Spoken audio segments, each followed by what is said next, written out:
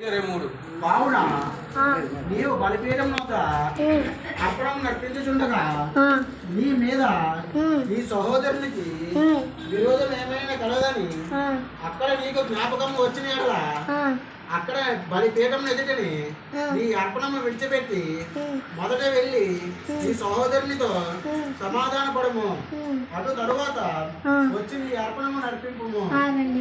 ఇప్పుడు ఏంటంటే దేవుడు అంటే మనం ఎవరికైనా మా చర్చిలో ఎవరికైనా శత్రువు ఉంటారనుకో, కానుకలు పట్టినప్పుడు ముందు వాళ్ళ దగ్గరికి వెళ్ళి పట్టాలి తప్ప మంచి వాళ్ళకి అందరికీ చేర్చి రాష్ట్రాలకి ఇస్తే దేవుడికి మనం అయిష్టులై ఉంటాం. ముందు వాళ్ళకి ఇచ్చి ఆ తర్వాత అందరికీ వేస్తే అప్పుడు మనం అందరం ఇష్టలై ఉంటాం కానీ అయిష్టులై ఉండం.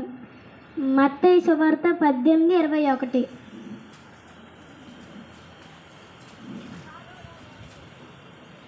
ఆ సమయమున పేతురు ఆయన యొద్దకు వచ్చి, ప్రభువా, నా సహోదరుడు నా ఎడల తప్పిదము చేసిన ఎడల నేను ఎన్ని మార్లు అతను క్షమింపవలను?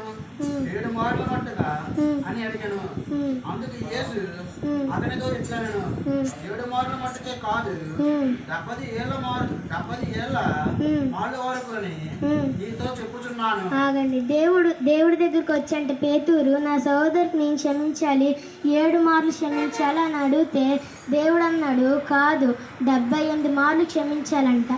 అంటే మనం చనిపోయినంత వరకు దేవుడికి అలా అంటే ఎవరికైనా సహోదరు క్షమించాలంటే వాళ్ళు 78 మార్లు అలా క్షమించాలి. కానీ చనిపోయినంత వరకు 7 సుట్లు 20 సుట్లు కాదండి, 78 సార్లు అంటే మీరు చనిపోయినంత వరకు అలా క్షమించనే ఉండాలి.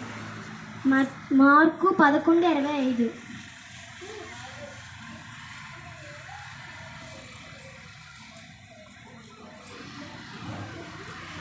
నీకు ఒకరి మీద